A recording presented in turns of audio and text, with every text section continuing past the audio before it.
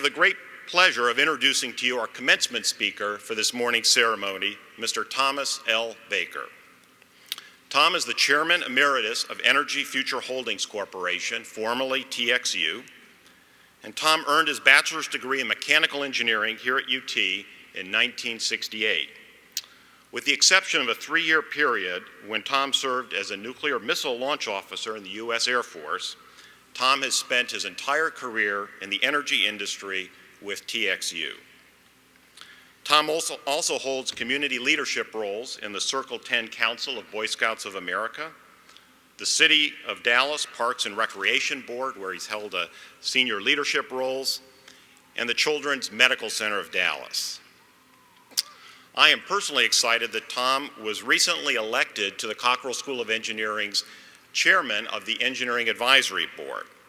And I'll talk about the advisory board in a few moments later today, but they're a distinguished group of industry leaders who help the Cockrell School with strategic planning and development. Please give a warm welcome to Mr. Tom Baker.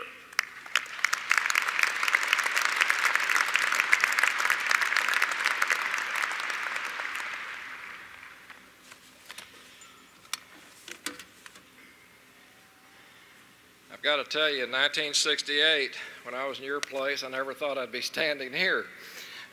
Good morning, everybody. Dean Fenves, and our distinguished faculty, our graduates, families, and friends, it's my pleasure and really my privilege to be able to stand here today for a few moments and share one of these life milestones with you today. You know, there's no college degree that's easy. And I'll tell you, engineering for sure is not easy. And I very much commend each of you on your stick-to-itiveness, your attitude, the blood, sweat, and tears that you've put in to reach this point today. And that comment goes to the spouses and parents that are back here too. That's where a lot of blood, sweat, and tears and perhaps money came from. But it's a great accomplishment. You need to be proud of it. And as we celebrate today in this ceremony and throughout the day, I want each of you graduates to know that today the eyes of Texas are upon you.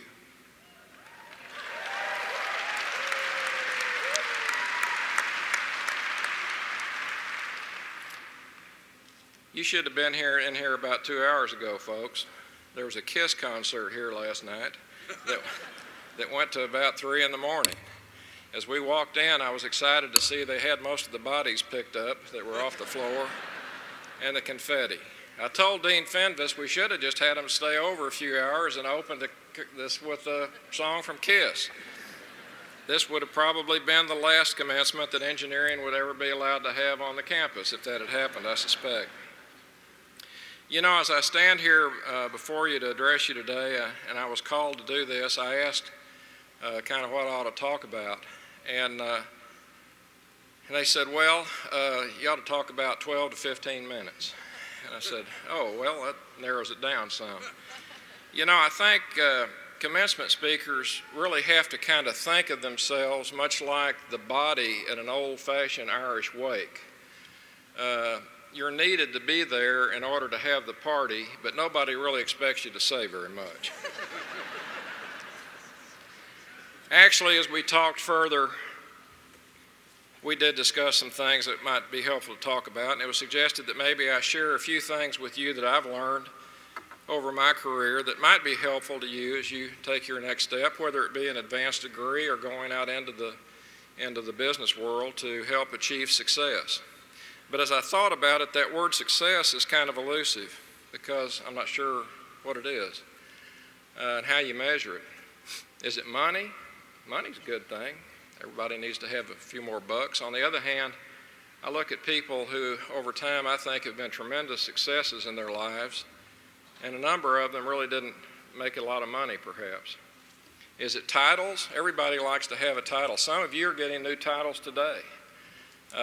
You're an engineer. You're going to maybe be a master's or a PhD or a doctor. I've had a lot of titles in my career, but titles, you look at two people with the same title or a number of people and you say, you know, something's different about those different folks. It's not just having a title. Recognition's good. Maybe that's it. Get a lot of recognition. Unfortunately, that doesn't always connotate success either. We've got a very famous golfer who has a lot of recognition lately. It's not all positive. And it's a shame. It's a shame. But recognition is not necessarily an indication of success. You know, I got to thinking about it. It might be just as basic as just having a good life and trying to think about what would you like people to read about you in your obituary. By the way, if you've never sat down and written your obituary, you need to do it. I keep one running all the time. It's fun. What would you like people to read? I get a lot of kidding about it from my family. They say, "Oh, Grandpa, you need to put that in your obituary," you know. Take a few minutes someday and close the door and write your obituary, and then see what it is you have yet to achieve over what hopefully will be many years to go in the future. You know, you've got a lot of tools for success. You kind of have a toolkit going that you can use. Number one, you're obtained a tremendous education in engineering and the sciences at the Cockrell School of Engineering at the University of Texas, one of the best colleges in the country. Yeah.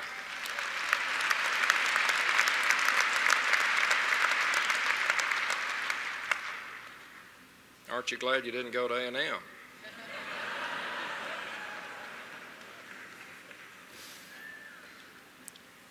You've also developed, and I don't know if you know it or not, but by the very nature of studying engineering, you developed a very valuable skill, which is the ability to think through issues and problems in a very orderly, organized basis using analytical techniques and cognitive thinking.